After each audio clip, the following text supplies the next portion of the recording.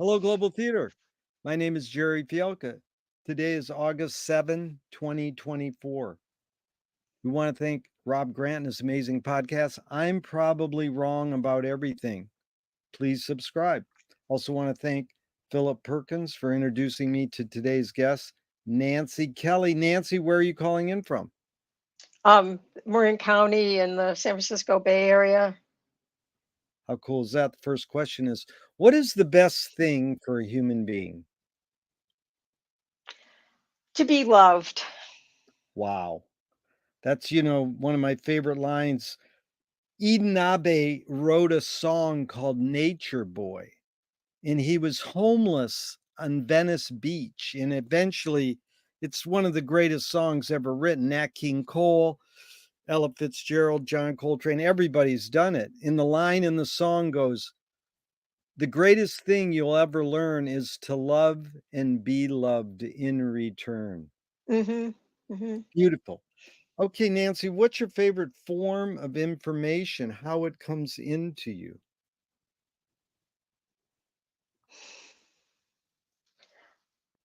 I don't know. I really have gotten to like podcasts. I read the New Yorker. I read the New York Times. Um, I get an awful lot of emails.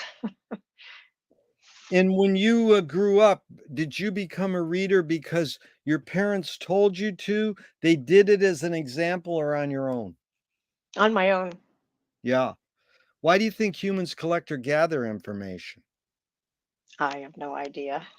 That is good. I'm glad you're That's a too, it's too deep for me. yeah, that's what I'm not out to get you. I want you to understand. You put the questions into the context you want. It's your hunch, your guess. You don't have to answer the question. It's more like they're just prompts to talk and have conversation. But I feel free to say pass. I don't know. I can't answer that. That's good. But do you think this need or want to collect information is more innate in humans or more invented?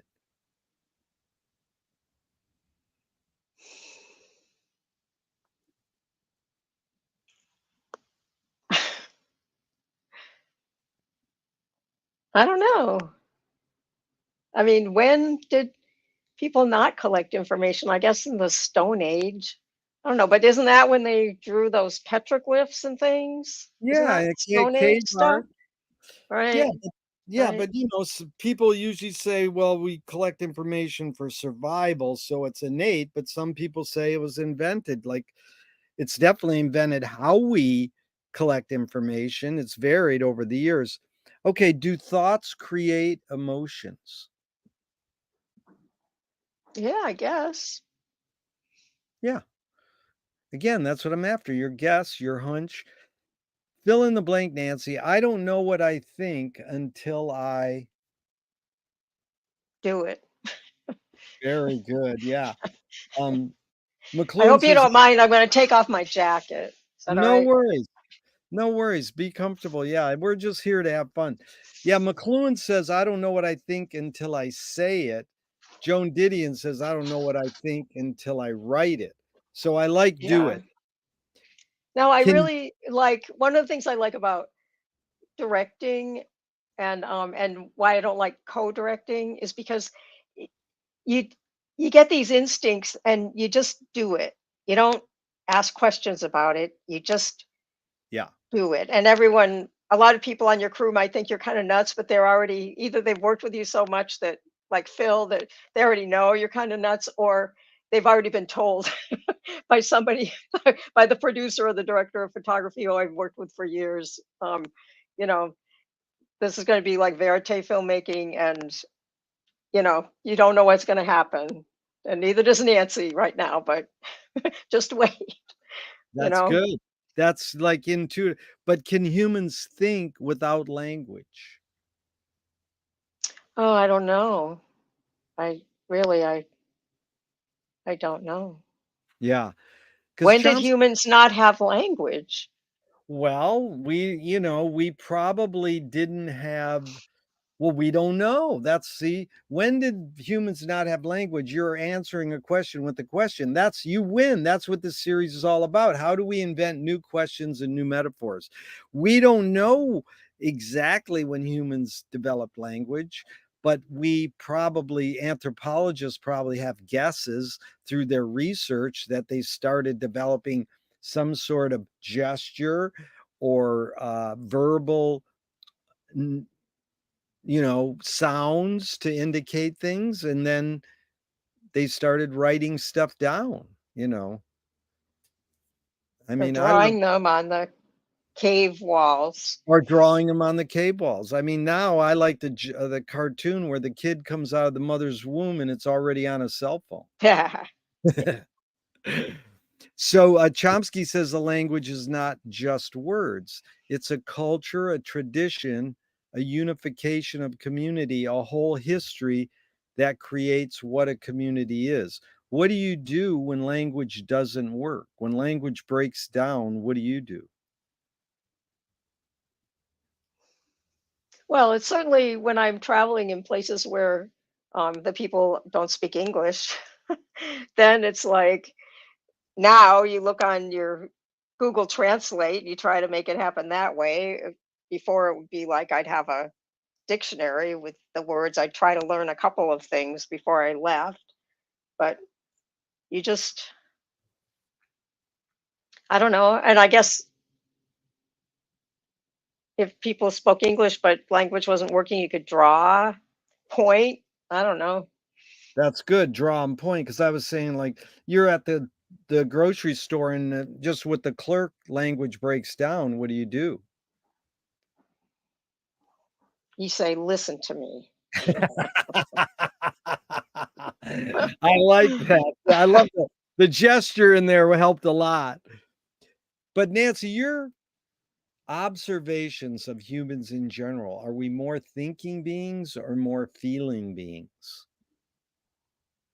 I think it depends on who the person is because, there's that whole spectrum, right? Of um, some people are on the thinking side and some people are on the feeling side. Like there's that whole uh,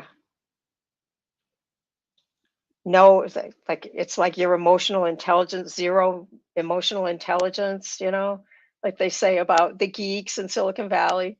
Um, and then there's the rest of us, who Yeah. are more emotionally intelligent. But I mean, I just think that there's a spectrum. Yeah, no, I agree because I think that basically you can't separate. We're feeling and thinking beings, but what's so interconnected, but we invented the words thinking and feeling so we think we can.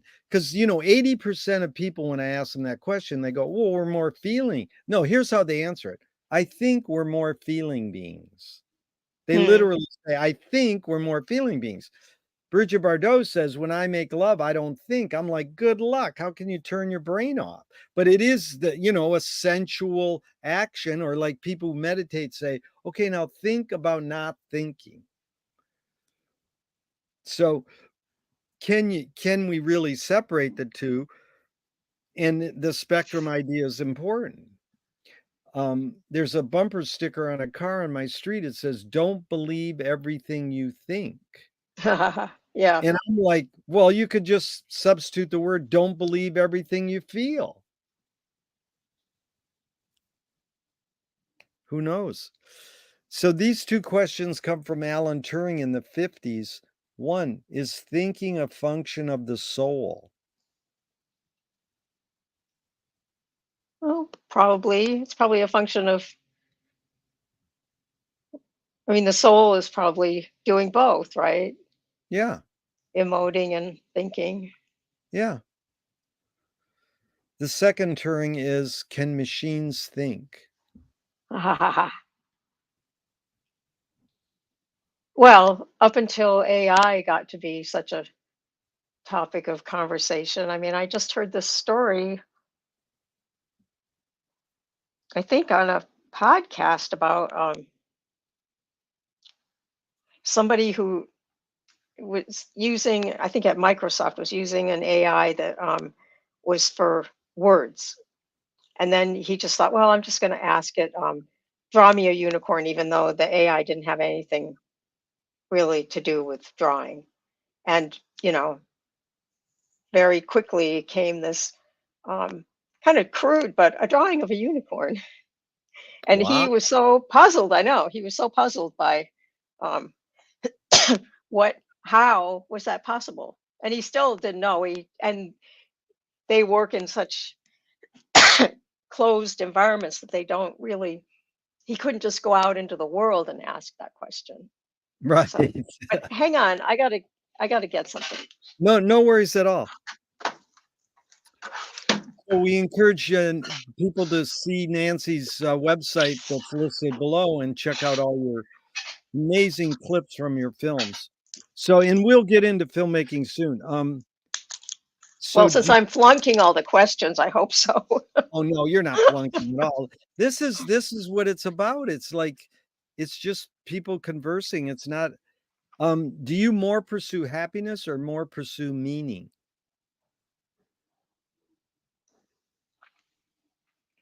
I think happiness. Because I got it from Viktor Frankl's book, Man's Search for Meaning, and Oh yeah, right. he says happiness tends to not last and meaning tends to last. Oh, well, he wasn't married to my husband, was he? That's beautiful. Mm. Does the brain more detect consciousness or create it? Like, is consciousness there bubbling away and we're more so detecting it or more so creating it? Oh, I don't know. What's faster, speed of light or speed of thought? Oh, I don't know. Probably thought. I don't know what the speed of light is, but God, when you, I don't know. There's that instinctual thing, right, where you don't really even think about it. You just there's some awareness, and then you just do it. That's Boom. pretty fast. I say there's no right or wrong answers to any of these questions, but that one you got right. Um, the poet Audre Lorde said, "You can't dismantle the master's house using the master's tools." Yvonne Rainer, her colleague, said, "You can if you expose the tools." What new tool do you suggest? I don't even know what they're talking Well, it's just like, what what tool do you gravitate towards? What's the tool you most use? Oh, these days I think it's probably my computer, you know? It used to Yeah, be my horse and my saddle, but um yeah. And then what new toy do you suggest? What toy do you gravitate towards? oh God.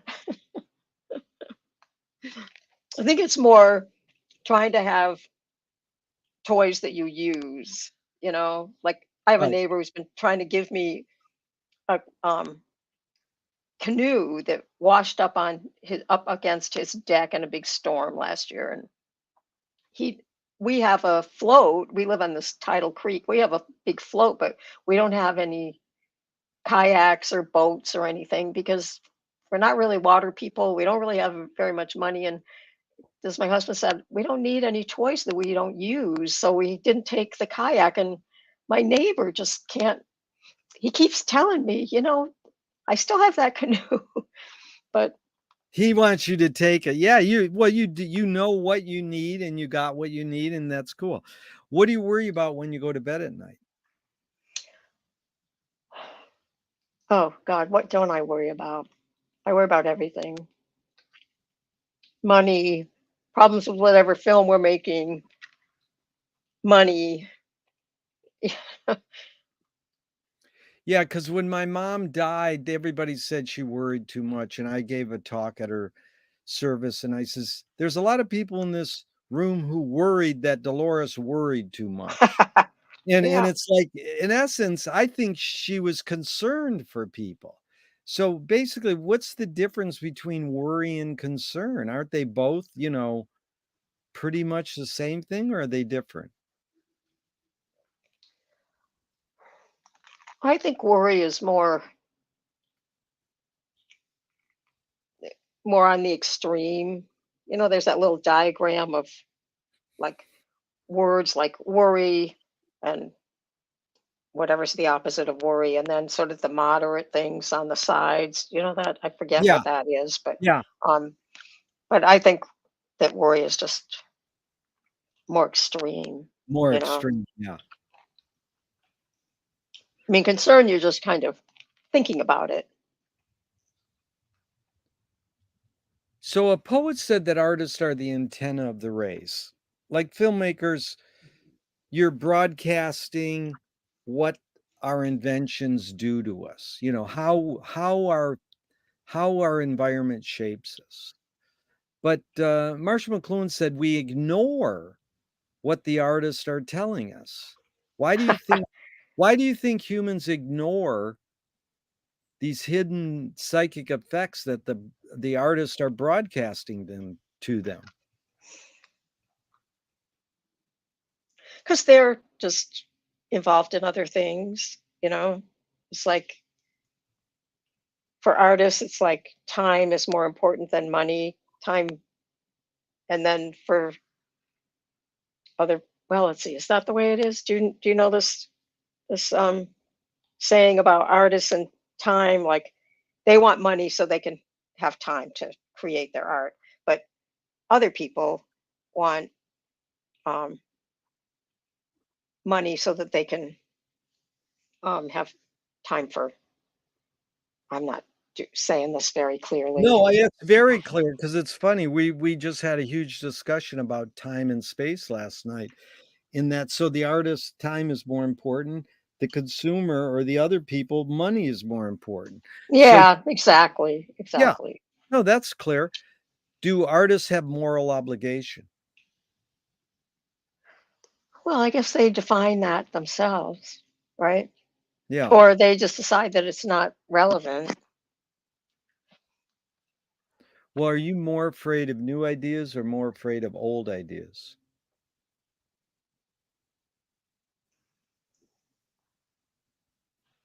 I don't know. I don't know if I'm afraid of any ideas, you know? I like when people say that. I'm not afraid of ideas. So can you conjure up your earliest memory ever or one of them? Oh, yeah.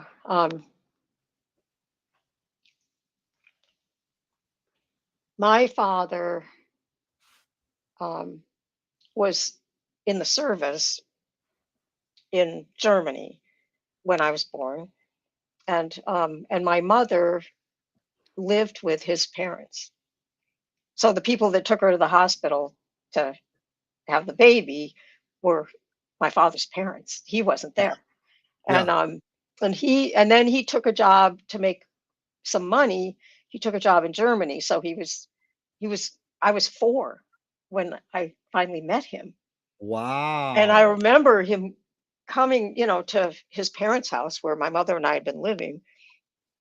And I just remember that moment of this person, that everyone was just like so enthralled with, and just how meaningful it was for them that um, he was home, and what a huge change that made in my mother's and my lives, because we stopped living with my grandparents and moved to an apartment and start to live the life that he wanted to live.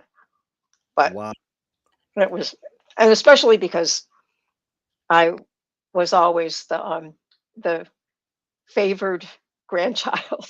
So having to move away from that, where anything I wanted, I got, even though whoever was giving it to me would say, "Don't tell your grandmother that I gave that to you." you Right. know? Is memory more a curse or more a blessing? Oh, how can you don't have any choice, right? Memory is like part of your existence. Right. Tell me someone within your immediate family who had an impact on you, kinda like a role model, and what was that impact?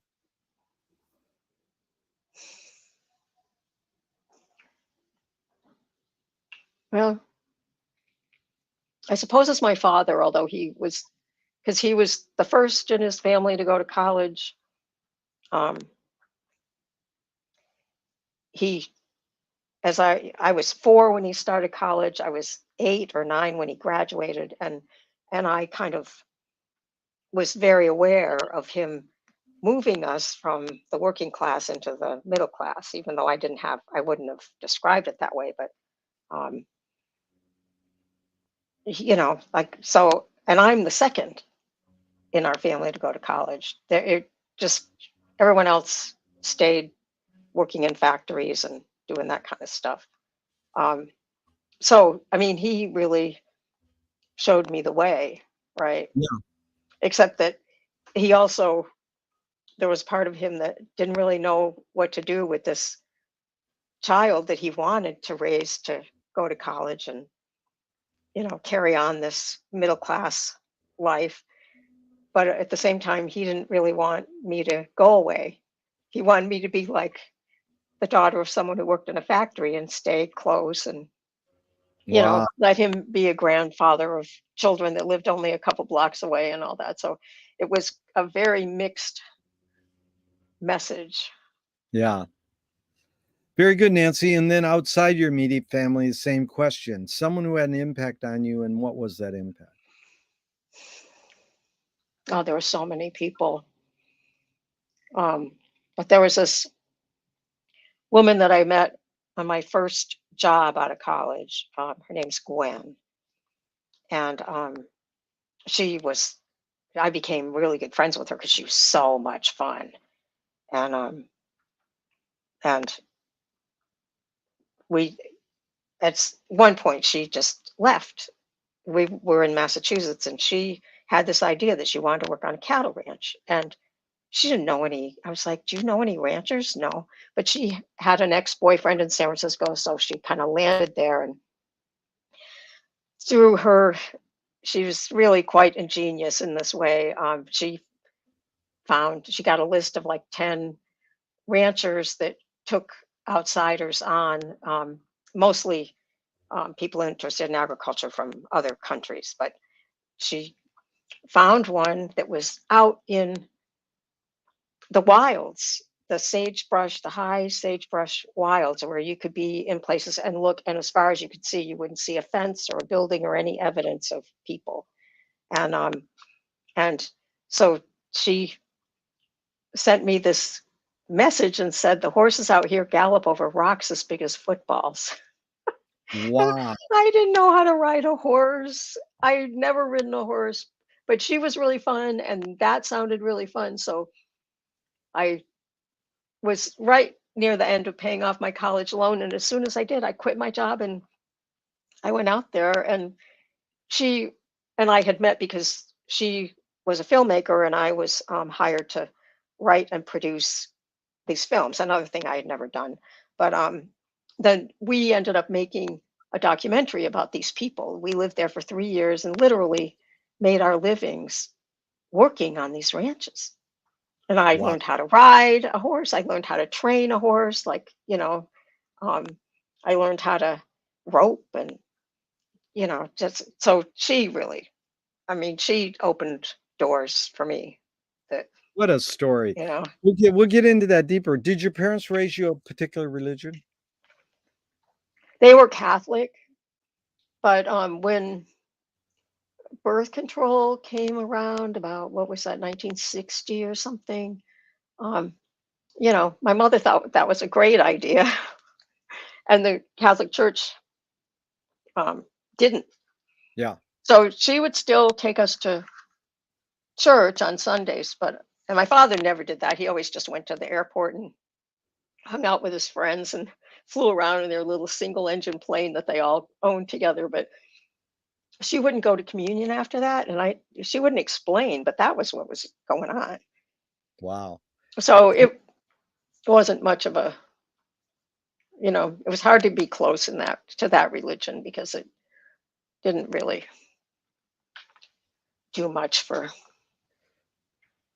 the people. Yeah. Do you pray? No. If God exists, what would you like God to say to you after you die? Welcome. I get that answer. That's good.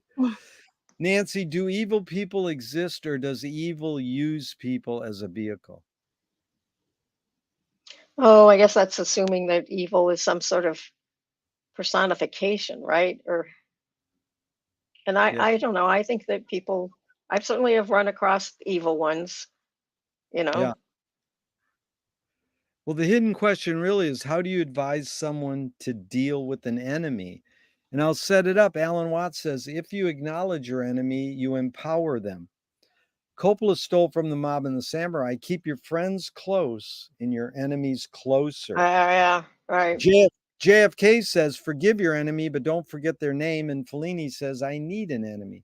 So it's a lot of thoughts. The basic question is how do you, Nancy, advise someone to deal with an enemy? But first, how would you respond to Alan Watts? If you acknowledge your enemy, you empower them. Well, I guess the question is, what does acknowledge mean? Very good. Yeah. Mm. But you put in the context you want. You know what we kind of like Lily Tomlin says reality is a collective hunch. Words are kind of a collective hunch. We kind of know what acknowledge means, but I mean, how it would just go to right to the question then. How do you advise someone to deal with an enemy? Well, try to stay as far away from them as you can, Yeah. just go about your own business and your own life and let them Yeah, do well, whatever they're doing, but just try not to get in their um just within in their eyesight, yeah, in their field of vision, just stay out of their field of vision and hope that yeah. No, I agree with you. Nassim Taleb said games were created to give non-heroes the illusion of winning. In real life, we don't know who wins or loses, but we can tell who a hero is. And so, then Gregory Bateson, the anthropologist, says when the criminal gets caught, does he go, whoa, my criminal skills weren't up to snuff that day? Or does he go, oh, I did something wrong? So the basic question is, does punishment work?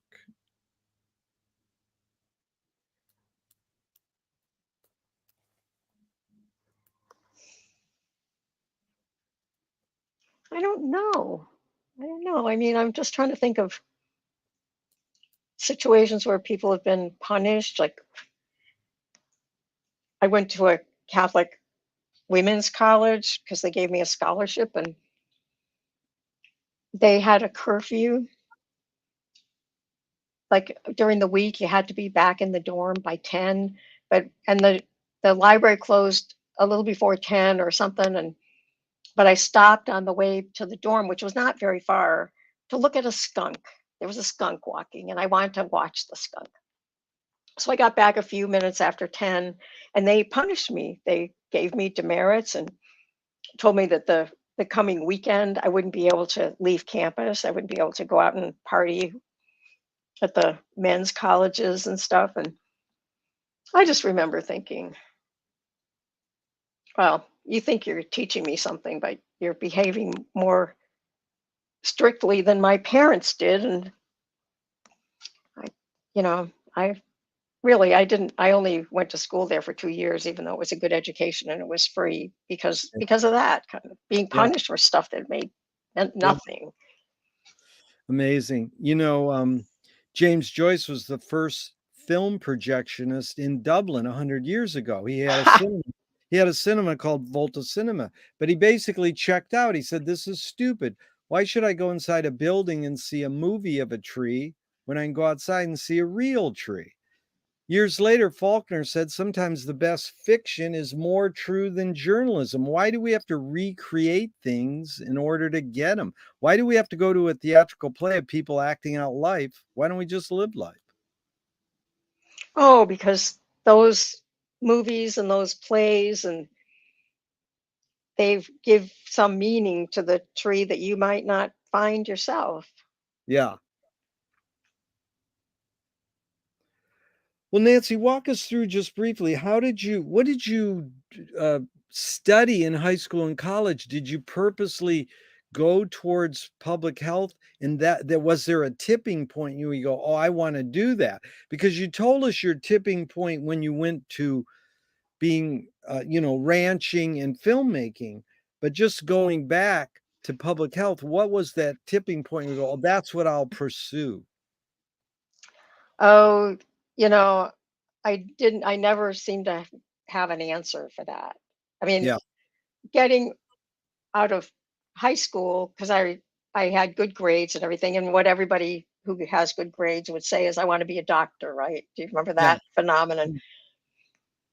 So the first 2 years of college, I was studying, maybe 2.5 years studying the curriculum that you did so that you could apply to medical school. You mean like pre-med? Yeah, Pre-med, right, right. And I don't know, I remember walking up to one of the guys in one of my chemistry classes and saying, "What are you thinking about?" Because I kind of startled him, and I said, "What are you thinking about?" And he said, "I was thinking about that formula that the professor wrote on the," and I thought, "I wouldn't be thinking about that formula if I was paid to think."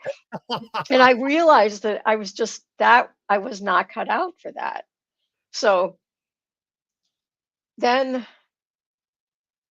I changed my major 23 times in wow, one summer, and there was nobody to say, "You are interested in everything. You need yeah. to do this independent study," or there was nobody to say that. Everyone was just like, "We thought you were really smart. Now you can't figure out what to major in." I mean, I was just so alone. Well, you're a So comprehensivist. You were looking at the big picture. We're not meant to specialize. We don't have to, but we're sort of brainwashed to because of various reasons. But that was beautiful because, you really, uh, articulated how Gwen changed you and went on that whim and says, "Hey, come and do this ranching and do the filmmaking." So, uh, Nancy, a screenwriting teacher told me great film is when you can clearly see the intention of the maker. Kubrick says the opposite. Great film is when you can clearly not see the intention of the maker. What role does intention play in your creative process when you're making a film? well, I always start out thinking, that I intend something, but it doesn't come out that way most of the time because you get all these people involved and ideas come and it changes this and that, and you know you find something and you add something. um I mean, I think if you're creating things, you're just constantly in this state of awareness and you're changing things as different ideas come to you. That's the process. You're open to these. Well, why wouldn't you be?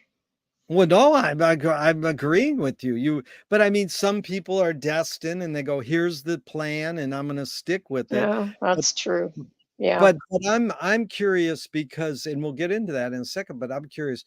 Marcel Duchamp said there's no art without an audience. How much are you thinking of your viewers when you're making your film?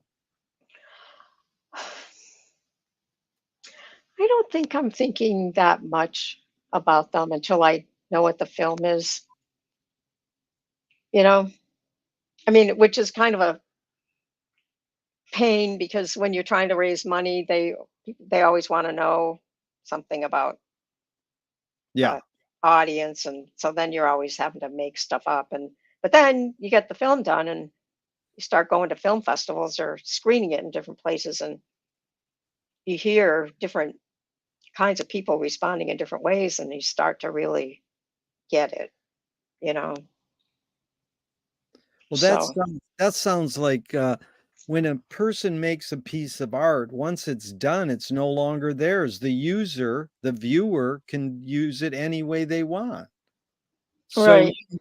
when when when Guilo Pontecarvo made Battle of Algiers, they asked him, "Well, what does your film teach people?" And he goes, "How to make a film." But but George Bush used it as a training film how to subvert, how to subvert, uprisings, and the Black Panthers used it as a training film to put on uprisings. So that was like in a perfect film. It was right in the middle. In fact, there's a guy up in your area, John Else. He taught documentary filmmaking at Berkeley for 30 years, and his I film know, is, John. yeah. I Yeah. asked him all these questions too, and he's beautiful guy, and he said, Day After Trinity was the same thing. The good guys used it, and the bad guys used it. So he can say, "Hey, you bad guys, you can't use my film. It's no Right. longer his. Once you Right. make it, it's no Right. longer yours." But it's interesting because this poet critic Helen Vendler just died, and she said, "I write to explain things to myself." Does Uh-huh. Yeah. that apply in your sense of filmmaking at all? Yeah.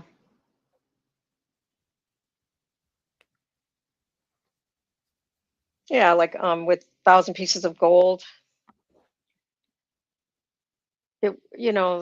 which was the story of a Chinese woman who is brought to America during the gold rush as a slave. And, the question was how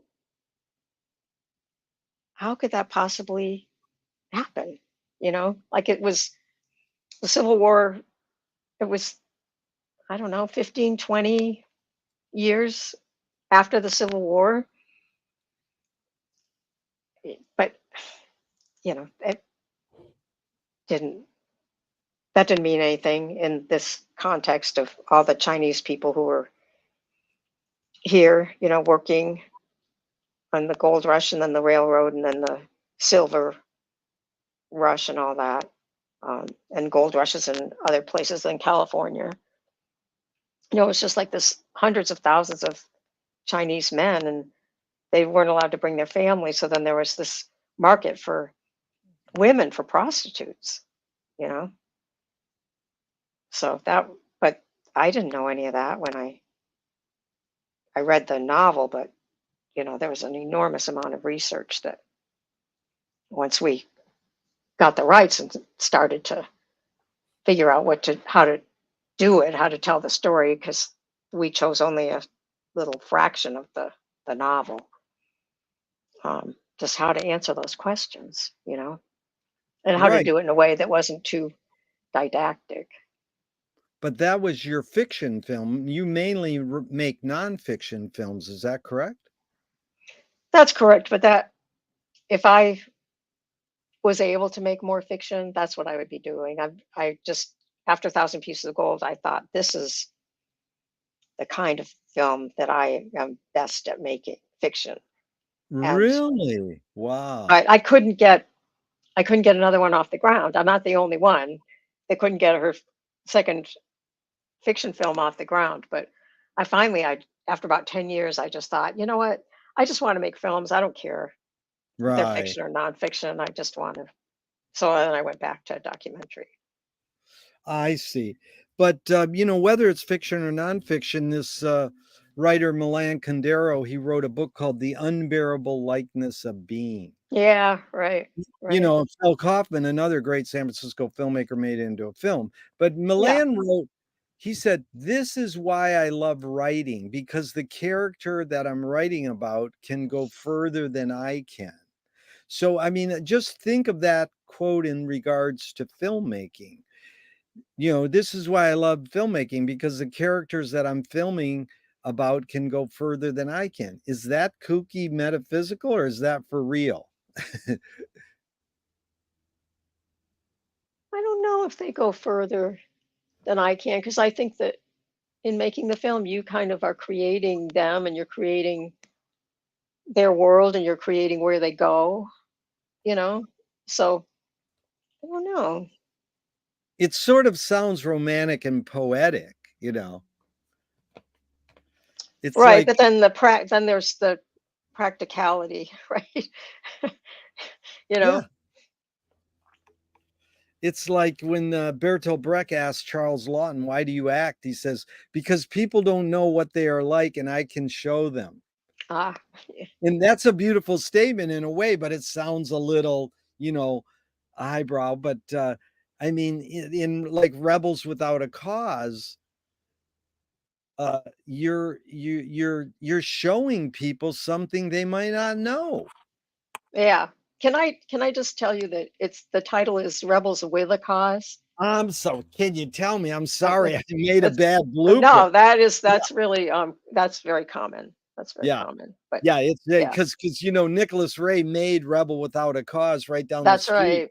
in That's front of, right. in front of the oldest poetry center where I show experimental and documentary film all the time, and he shot some of that right there, so it's a but the Rebels film you made, I mean, just to show people like Rachel Carson, to me, was just so touching, and it's such a beautiful film.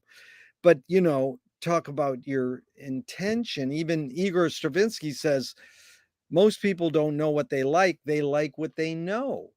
So people think, "Oh, I know what I like. I want a beach, where I can walk along the beach. Well, I want to own that." Well, why don't we have it as a public? I mean, talk about your motive and the consequences on your rebel film. What did did you have a mission and did you accomplish it, do you feel? Oh, I when I left the ranching country, I had no intention. I came to San Francisco for 3 months to edit my first film, Yeah. and Gwen and I did, and we didn't know what we were doing, so it took 18 months to make the film. And during that time, then I fell in love with the editor, who is now my husband. And as hard as I tried to get him to become a cowboy, he, had zero interest in that, zero. And so then I had to figure out whether, if I was going to stay with him, how I would live an urban life. Yeah. So, um, one of the great things about San Francisco and the Bay Area is that there's all this open space out there. Yeah. And I was a runner. I brought my favorite horse down to the Bay Area from the ranch, and like I could ride 25, 30, 40 miles without ever coming to a gate, across a couple of paved roads, but be Wow. out there in the open space. And when somebody asked me, would you be interested in making a documentary about how those lands out there on the coast were saved? I didn't even say, oh, I should ask my filmmaking partner, who's also my husband. I didn't say, oh, I should talk with Kenji about this. I just said yes. And and because I didn't really know how those lands came to be. But I was, you know, curious about it. And Yeah. the stories, as you could tell from watching the trailer, are dramatic and Very. unknown. And And I think unknown. that and unknown. And they apply to people all over, you know, the country, right? Who want to do similar things, even if they're just like some little parklet in, some little neighborhood that doesn't have a park. But Yeah. it's the same. I'm going for this, and I'll do whatever it takes, and I'll figure it out, and I'll make it happen thing. So, um, that's how I wanted to know. You know. But Nancy, where's that courage come from? That took courage, right? To do that. What's it rooted in? Is it how your mom and dad raised you, that courage, that tenacity, or that you got it on your own? Where did that come from? You know, I was at an event with my 92-year-old mother a couple of months ago, and it was the night before the party, the night before her granddaughter, my niece, got married, Yeah. and she married um, a guy who was born and raised in Mexico, and his family. was there. So we were Yeah. all sitting around this table, and I was sitting next to my sister, and we're like night and day. We've always been like night and day.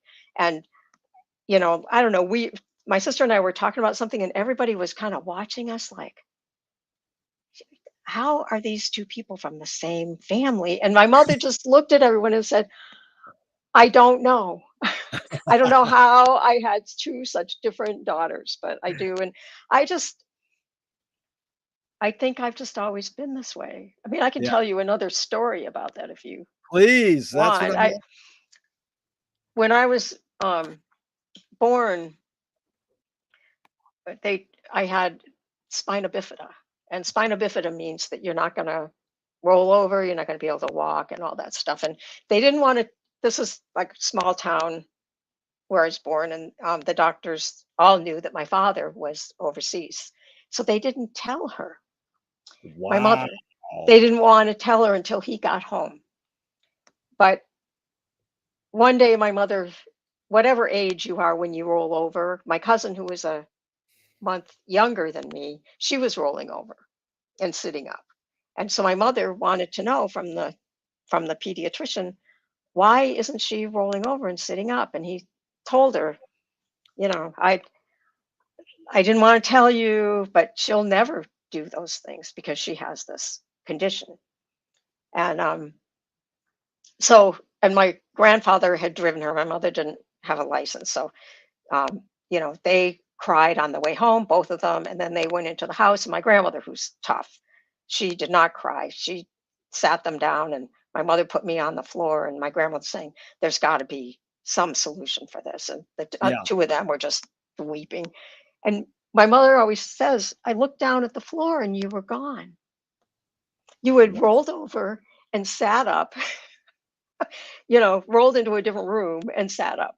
And you know, that's so she called the doctor and told him, and he said, "Well, let's just see how far she'll go." And they never told me about that. I grew up, I was a Until runner. I until made what age? What age did they tell you? the when I was 50, they At figured out that age age 50, I did have that condition. But when I was a baby, they didn't have MRIs, right? And then Yeah, when I was 50, I started having all these physical problems. yeah. And so I got an MRI, and then it was just like the talk of the pediatric neurology scene in the Bay Area, because they don't discover this in 50-year-olds, you Are know. you and then And did you so have I called my mother and I was like, "You're not going to believe what the doctor just told me." And my mother said, I, I have been waiting for this call.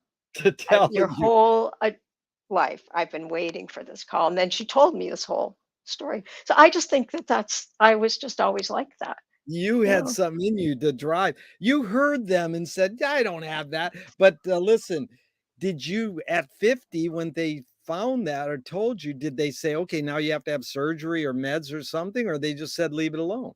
Oh no. They said, "You have to have this surgery. There's no guarantees about, you should be fine. You might not climb Mount Shasta, but you should be fine." But they really didn't have any guarantees. My husband, who's also a freelancer, and we have our little filmmaking company, he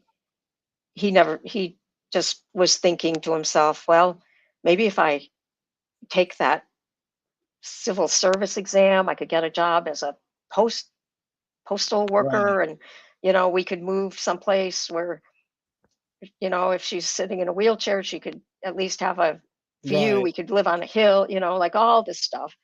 But, I'm the it took a long time. It took a year to get better, but I'm the like example of what the But best through possible example of what can yeah, happen. but through physical therapy, or did you take surgery? Did you do Oh surgery? no, there was no choice.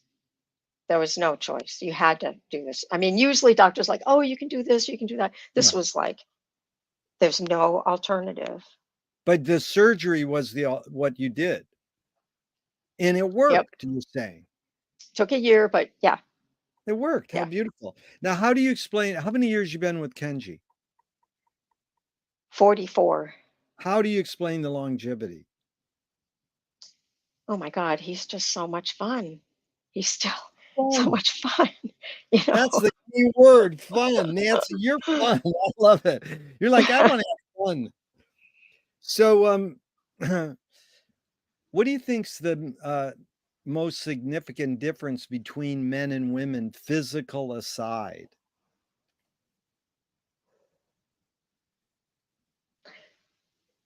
Oh, I mean, I really only live in this one little society, right? This society of artists and regular people, and Yeah, in the, in the West, the like Europe and America, just yeah, that that world. So to me, the difference is the sort of way that women notice stuff, yeah, you know, and men might miss it. yeah, Um, but then men,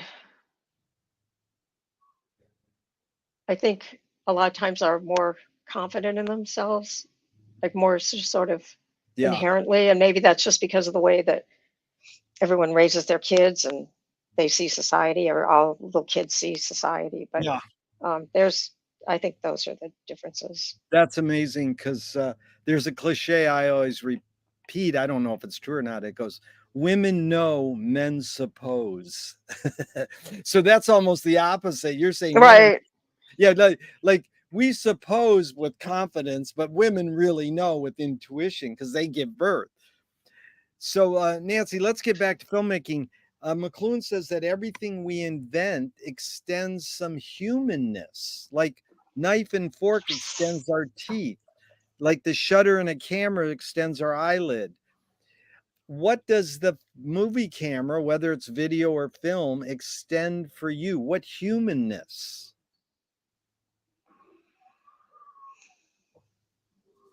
Oh, I mean, you don't even know when you're shooting, especially in documentary, when it's like verite, and it's not just some job you're hired to do where it's about an interview of somebody. Yeah, Um, you don't even really know until you get into the editing room what what you've captured, yeah, right? Like, or what that's going to mean. You know what you've, in a way, what you've captured. I um, am not a shooter. I always work with a crew, and I've worked a lot with this cinematographer. His name is Lou Weinert, and you yeah, know, I have a good sense of what he's shot. I don't feel like I have to be asking him all the time because I trust yeah, him to be getting it. But sometimes I literally don't know. yeah, Like the last time we worked on something, which was about 2 months ago, he during the interview, he asked the um when I was done with all my questions, he said, "Hey, can I ask her a question?" And it was like, "Of course." And he asked the subject, "How did you, how what's the relationship between you and this Morgan, this other woman who um is, they work on the same team, the bird team of yeah, Alcatraz." And yeah, and I had no intention of really making Morgan part of the story because it was just for this 3-minute thing, and I knew there's only really room for one main character. And but what Lydia said in response to that was actually really great. And as we were walking away from the interview site, I said to Lou, "Thank you for asking that question." And he said, "Morgan is in every shot." And I didn't know that, you know, wow. because I was really only seeing her. But Yeah, I mean, that is really one of the that part of her answer to Lou's question is in yeah. the first like 20 seconds of this 3-minute video, because it was essential, because this woman was literally in every frame. Yeah, it seems as though you're really tuned into filmmaking as a collaborative art form. Yeah, I mean, it's so great. Yeah, It's so great. And you can be anywhere. And people, they come together. They are so used to doing different jobs with different people, you know? Like, Yeah. it doesn't have to be this, when I'm in the Bay Area. I mean, I always raise money so that I can take Lou and Phil before he kind of retired from this kind of painful filmmaking. Um, I would make sure that I could bring them with me because, Yeah. you That's know, smart. Well, I talked to Michael Apted 40 years ago. He made a video on a Russian rock star. And, then he made all these great films, Coal Miner's Daughter and 28 and Up. And I says, why do rock video editors feel so obliged to edit fast? Most people don't know. Abel Gance invented rapid montage in 1922. But in the 80s, it really flourished with MTV to the point where Marty Scorsese says, I cut my films faster because of MTV. So Michael right, Apted right. Michael Apted said, because we've learned to take in information faster. So I ask you this Hmm. question, Nancy, with a bias. Can we literally learn to take in information faster, or are we just brainwashed to believe we can? Oh no, I mean, you see that in if Kenji was part of this, he would be able to articulate this much better. But um, yeah, you see it in the evolution of film, that Yeah, people just they can understand a lot more in a lot less time. yeah. It's just the yeah, I think that that's really true. Well, the kid in question really is, can humans literally multitask? Well, I don't know. My godchildren can multitask, but I have learned not to do that. Yeah. What's more important, conviction or compromise?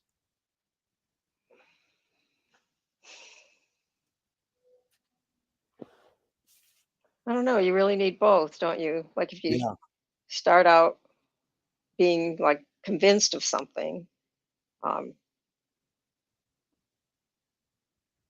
then eventually you might have to compromise somehow, yeah. you know?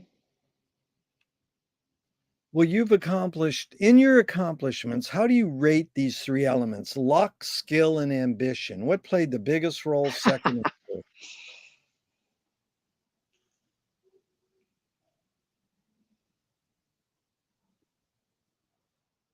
I don't know. Like with Thousand Pieces of Gold, it was pure luck to discover that novel.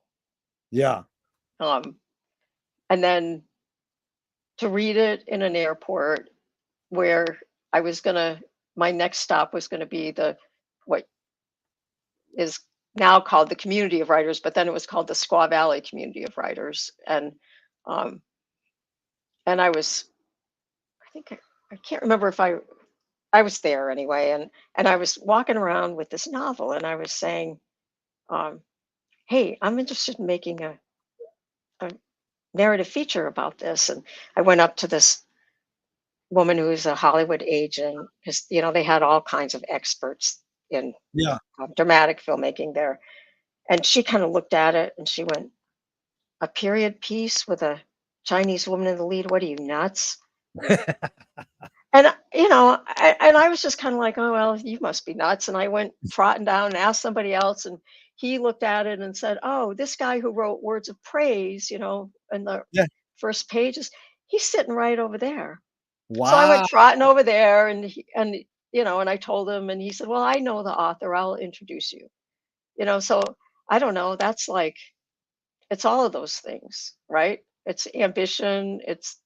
Um, It's your skill it's to luck, talk and converse and luck. Yeah, it's all 3 of right? them. Right? Yeah, Yeah, there was a lot of that combination of ambition and luck with that film. beautiful. A poet says that poetry is outing your inner dialogue. What language is your inner dialogue in?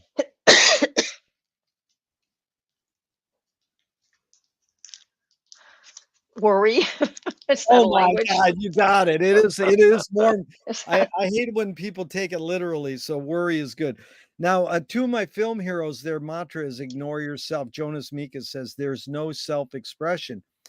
And the jazz pianist Cecil Taylor says, I'm just a vehicle and this stuff just comes through me. Is art making, filmmaking more self expression or more you're a vehicle for whatever technologies, environments, and cultures are dominant?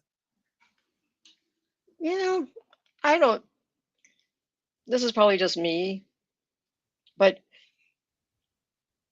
I don't think that there's some big force that is just like using me to communicate a message, because usually whatever message I'm interested in communicating, most people aren't interested in seeing or hearing or knowing about anyway. It's like we're always doing something that's kind of out there. But I think it's So, important. You've done important films, and I mean, the beauty of your website is that people can get a glimpse at, 5 or 6 of your films, 1 minute, 2-minute shots of each one of them, and it really gives you this perspective of where you've gone. But the real hidden question again, Nancy, is can art making be egoless? well, I mean, I don't really know about any other art than filmmaking. And Well, I I, mean I, I mean, yeah, I mean, substitute the word filmmaking. yeah, Can I, filmmaking be egoless? I don't think so. Yeah, You got to have a pretty strong ego to stand up to all the people who are telling you no. yeah. Is perception reality? Yeah. Good. Lewis Carroll says, I believe as many as 6 impossible things before breakfast. Have you believed in any impossible things lately? uh, yeah, you know, I believe that the script that I'm writing right now, that I will get it made into a film, which is insane to believe that. But yeah, I believe that. Well, there's a great song that applies. If you don't have dreams, your dreams don't come true. Oh, yeah, right. Tell me one major element of your creativeness as a filmmaker, your filmmaking that stayed the same, and one major element that's changed in the years you've been pursuing filmmaking. I think what stayed the same is finding interesting people, whatever the subject is, just finding the right people to tell the story, and kind of just having an instinct about who's going to be themselves in front of the camera and who's going to be too like formal or too self-aware or something. Yeah, But it really changed in the 80s, that changed like everything. And what? I imagine that Phil talked about this, was the um wireless lav. Yeah, you know all of a sudden you could be picking things up even if the people were yeah. far away.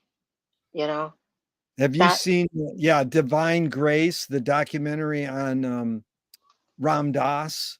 There's a shot where he hugs one of his, people he's meditating with, and the lavalier picks up their heartbeats. ah, And I yeah. mean, if you're sitting in a theater and you realize what you're hearing, it's stunning because that's Hmm. so closed in, that lavalier, and it picks up that sound. It's like, wow, And amazing.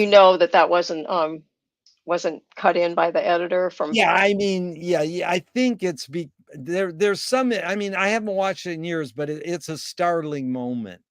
You pretty much, know it's authentic, but who knows? I mean, you could fake anything in films. In post, you can do anything Right, right. and then deny it. But Moshe Feldenkrais works with healing and movement. He says it's literally possible to identify a weakness and incorporate it to become a strength. Rather, Hmm. we're taught to overcome a weakness. Tell me a weakness you turned into a strength.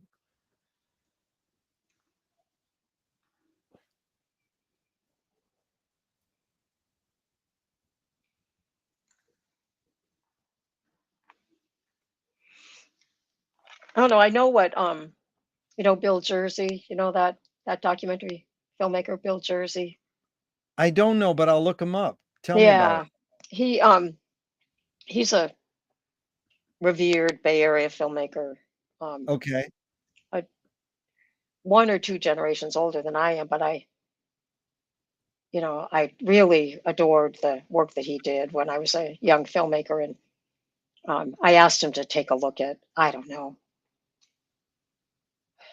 a cut of maybe my second film or something, um, and then this was the good old days when people would invite you over, they would talk to you in Yeah. person, and and so I went over to his office, and he said to me, that the trouble with you is you're too nice, because he was Oh, tough. He was tough, and his whole thing was you're too nice. And I remember thinking, well, I don't know what I can do about that. I guess I'll just keep going. But I think that actually, in the kinds of things that I've done, I think that that's actually a really good way to be, because then I that's can a keep quality. people, Yeah. keep them themselves, and I Yeah. can convince them to do things that they don't necessarily want to do, like Stuart Udall and Rebels. When I called him, he lived in he's gone now, but he lived in Santa Fe then, and I called him and told him what I was doing and that I wanted to bring a crew there, and he said no. Yeah. Just not in a mean way, but just like no. And I said, well, Mr. Udall, because I had been told, call him Mr. Udall, don't call him Stuart. Yeah. Mr. Udall, no, doesn't really work for me. Ah, but in a nice way. Yeah. I was so nice, and I sent him stuff, and he had some disease in his eyes. He couldn't read regular size print, so I made it really big and sent him like Yeah. all these pages and mailed them to him.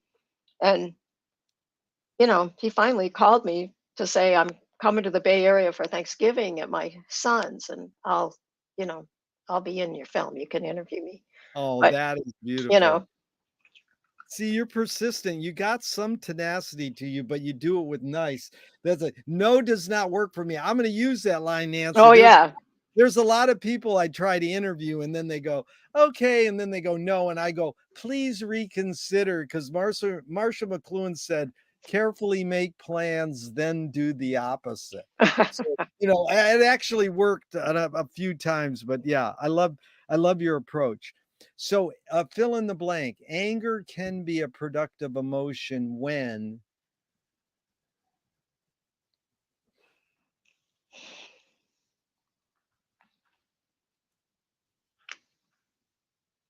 When there's no other way to deal with whatever it is, I guess. yeah. Utah Phillips says anarchy is making rules for yourself and not other people. Who's entitled to make the rules? Oh, nobody. All those people that don't think that women can direct and don't think that films with women in the lead can never make any money. Yeah. Those people should not be making the rules, but they have been. Yeah. Yeah. Wow. Well, there's a line that goes, you create what you resist. Bob Goldthwait morphed it into, you are what you hate. And James Joyce said, it's a curious thing how your mind is super saturated with the religion in which you say you disbelieve. Louis Buñuel nailed it. He said, thank God I'm an atheist. So the basic question here is, how do you respond to this line, you create what you resist? Not you, Nancy, but one creates what one resists. Any thoughts on that line?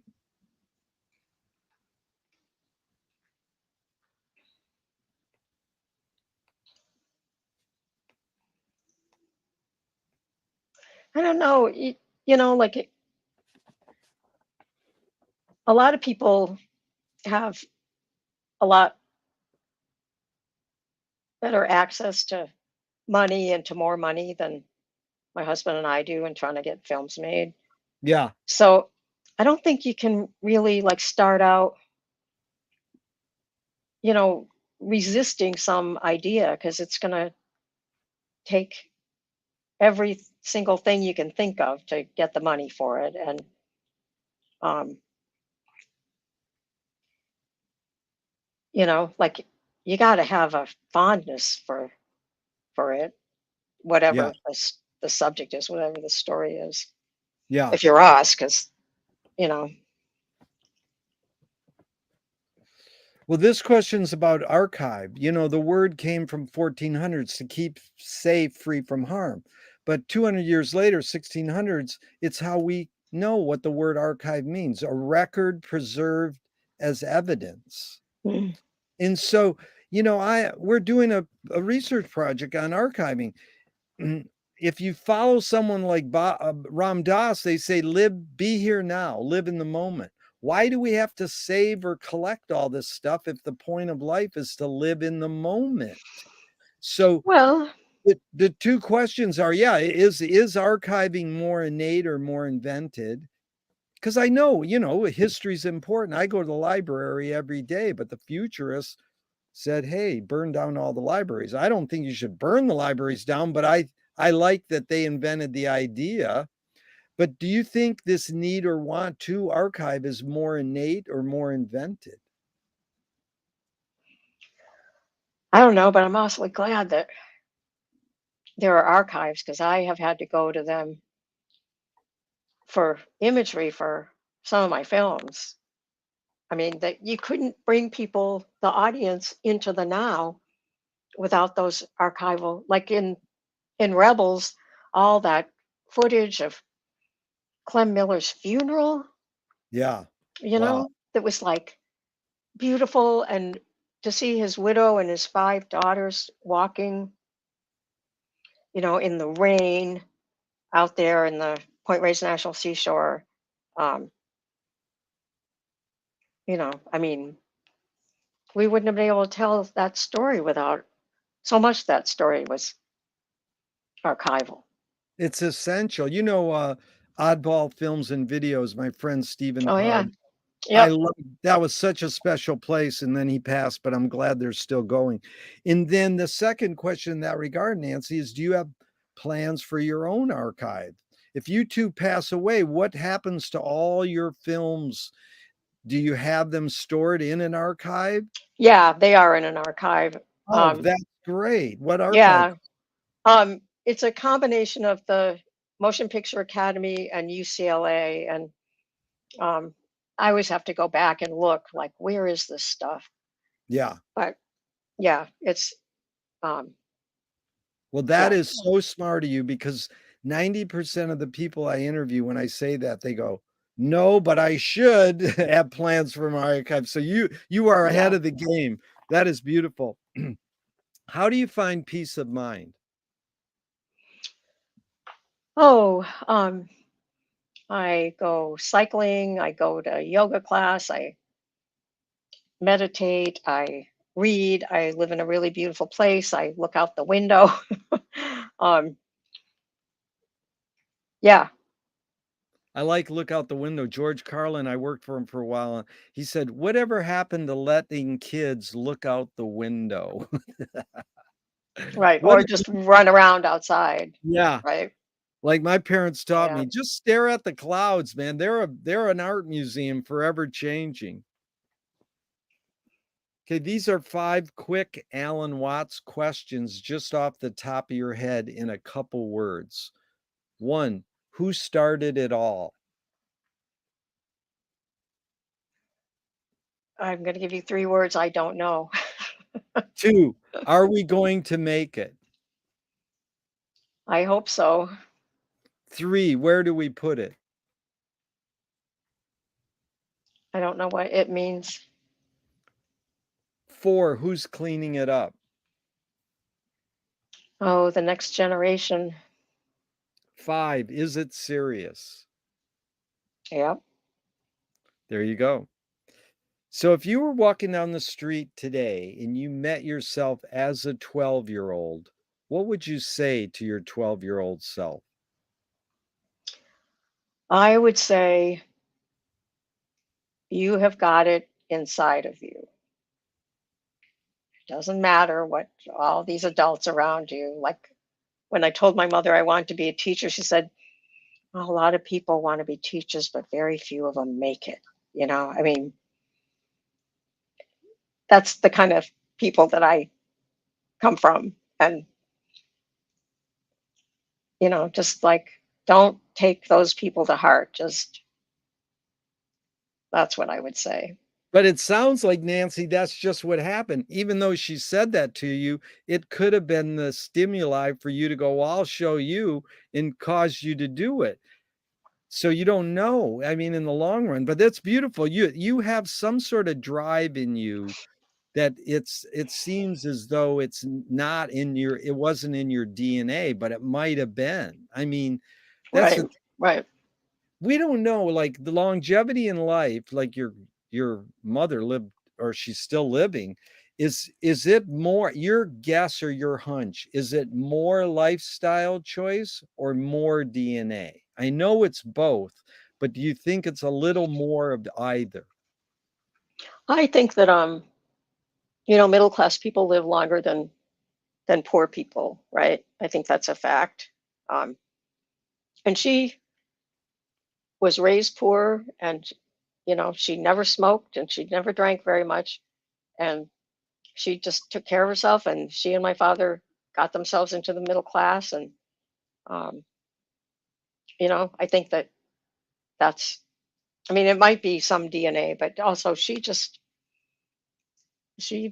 took care of herself. She made a good. She worked really hard, but um, Yeah, I she think it moved herself into another category. yeah, it could be a little more lifestyle choice than DNA, but it's hard to say, you know? Which way should toilet paper come off the roll, over or under? Yeah, well, that's the Over, way and I wish the woman at the gym who cleans the gym would know. She'd figure that you out. know, that's the way it is on the patent. 100 years ago, they show it going over, but there are people who answer under, and they have their reasons. Oh, good. I'm glad they do. Okay, Nancy, a few more and we're out of here, thank you. If a publisher was to release your autobiography off the top of your head, what would the title be?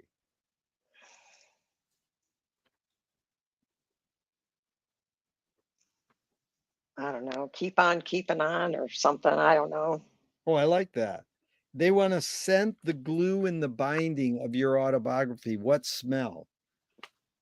Sagebrush. Oh, I love it. If a statue was built in your honor, where would you want it displayed, and what would it be made of?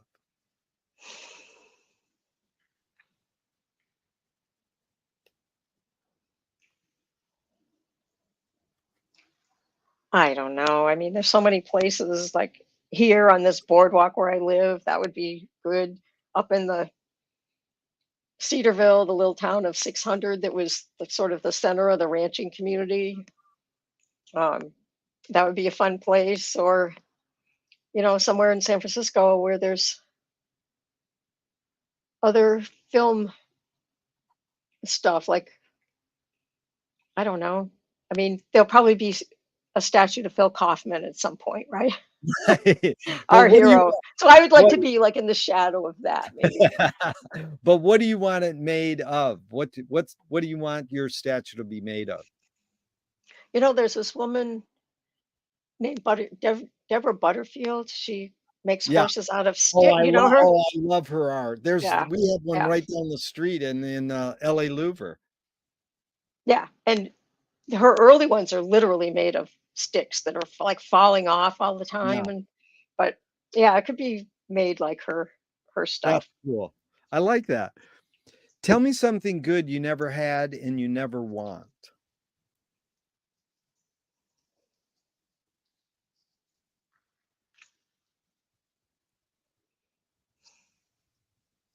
I don't know.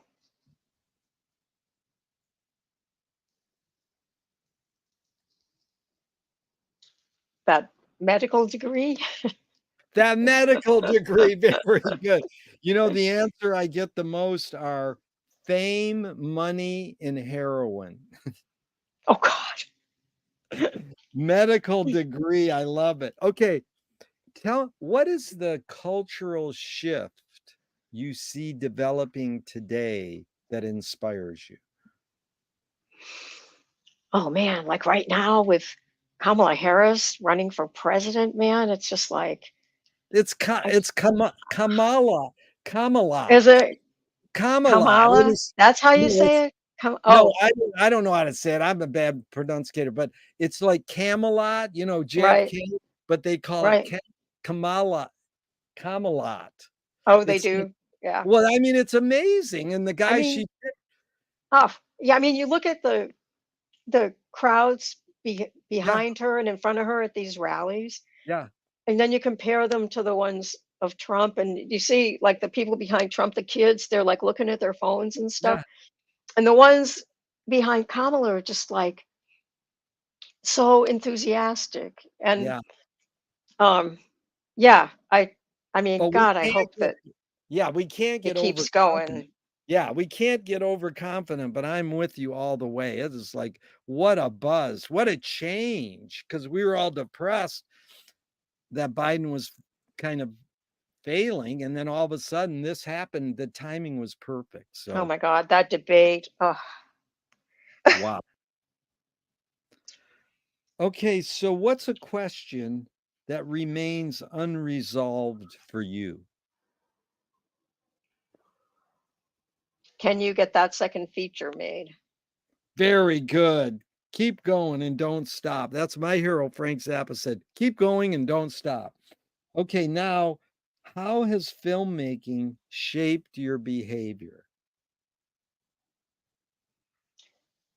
Oh, I think that it just makes me always, no matter what the situation is, think there's got to be a way. There's like, this is probably stupid, but I live in this little community and we have a holiday party. And I volunteered a couple of years ago to go to the store and pick up the already baked, already roasted turkey. And Right. then my job was to pick it up and then bring it to my other neighbor who was very good at slicing things. And she was going to slice it and then put it on a platter and take it to the party. So this is the party started at 6 or something, and it's at like 4. I go to pick up the turkey. It's frozen. Oh, no. Right. So I call the organizer of the party and I'm like, you know, it's frozen. So, she was just like, well, get the money back and see what you can do to find, like there must be some other store must have them already cooked. So Yeah, between me and my husband, as I was trying to get the money back, um, he was calling other stores and he found one that had the breasts, not the whole turkey, but at least the breasts. yeah. So, you know, I go to that store, I buy that, and bring it to the slicer, and it all happens. The party goes off. Just no one knows that there was almost no turkey. But then the next morning, the leader of this party, she sent an email to everyone in the community and said, described the whole craziness of it, and then said, if you want something to get done, send a film director. And There I you think that go. that's If you want something done, send a film director. What right, wise, yes. right, right. You guys are a resourceful couple. You get things done. Well, it goes along with this. This is Thornton Wilder in 1928. He did the play that most of us are raised on called Our Town. Hmm. And he said art, and you can substitute filmmaking, whatever, art in general, art, literature, film, poetry. Art is confession. Art is the secret told. But art is not only the desire to tell one's secret, it's the desire to tell it and hide it at the same time. You've laid your cards on the table for 90 minutes. I'm not insinuating you haven't already answered this. What's it really all about for you? I don't know, telling stories about people that most people don't know about. Yeah. That's beautiful because Hollis Frampton, the experimental filmmaker, said narrative is born among the animal necessities of the spirit because we're waiting to die. Oh my god. Can you forget to die? Oh, no. Who has any control over that? Yeah. What gives you the most optimism?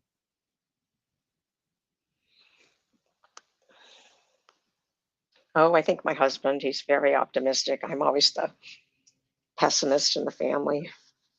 I love that.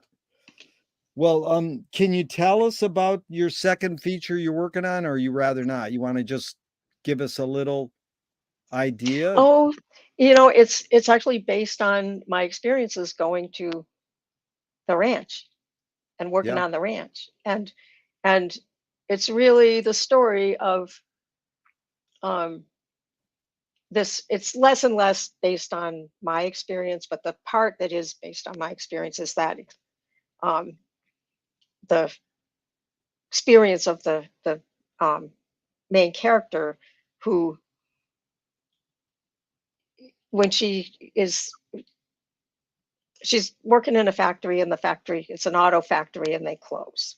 They just give everybody 2 weeks notice and say, and a copy of the handbook from the local community college, which is for useless jobs. And so she says to her family, I am out of here. I don't know where I'm going. I don't know what I'm going to do, but I'm not going to stay in a town with 50% unemployment. And I just want to find, and her father's just like, well, what do you want? And I want to find a life that's more promising than this. And he says to her, what good is knowing something like that going to do a girl like you? And wow. that's kind of what she thinks of herself as somebody that doesn't even really deserve to think out of the box. And um, so it's the story of somebody discovering that inside herself is that power and is Yeah. that strength. But that's the story of the film. It's So tapping into that inner vision that we all have and getting it out, and right, if he can just see it, if he can see it. having confidence. Just seeing it and having confidence, and like what you said is, um, I don't know what I think until I act. Do something, Hmm. action. Well, the first question I asked Nancy is, "What's the best thing for a human being?" And Wilhelm Reich said, "The best thing for a human being is another human being."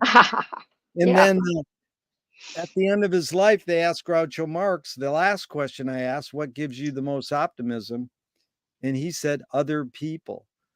So it's Hmm. sure been fun and enlightening spending this time with another person, especially because it was you, Nancy. Thank you so much for your time and Well, energy and you're all your. welcome. Could I tell you something about Phil Perkins, Of about an course, experience that I had working with him, and then of we can say course. goodbye. I Sure. He traveled with me to North Adams, Massachusetts, where I'm from, and I was making a documentary about the factory where all my family worked and how it was turned into America's largest museum of contemporary art, Mass MoCA. Yes. And on the opening weekend, I was walking through this alley that a sound artist had turned into kind of a replication of the experience of working on the assembly line, which is what my grandmother did. And it was really loud. And, of course, Phil had a lav on my father and everything, but um, my father started moving his hands in the action that my grandmother did on the assembly line Oh my and god. talking about the experience of seeing her do that and saying to her, how can you do this all day? And in his own mind saying, I don't want to be the one who's doing this. And when he started to talk about that, I thought, it's so loud. How is anyone this is like the best. And I looked over my shoulder at Phil, and I had worked with him for so long, I didn't even have to ask the question. I just looked over my shoulder and he went, and it was just that became one of the most moving film scenes in the film. And he didn't even need he knew me so well, or he just knew Wow. that situation. He is incredible. That's a So, very conscious collaborator, like you're breathing mhm. together. What's the name of that film? It's called Downside Up. Yeah, that's amazing 'cause my grandmother, I'm from Flint, Michigan, and she worked in the auto factories for like 25 cents an hour, you know? Mhm. It's like, oy, oy, oy. Right. Right. Right. And, Yeah. what a great story. Yeah, Philip was a great interview too, and, I wanna interview your husband too, so ask him if he wants to go through this. Thank you so much, Nancy. Thank you. Even though I'm gonna hit the end broadcast button now, I hope this never ends and we can keep talking forever and ever. Oh, thank you. Goodbye. Bye, thanks.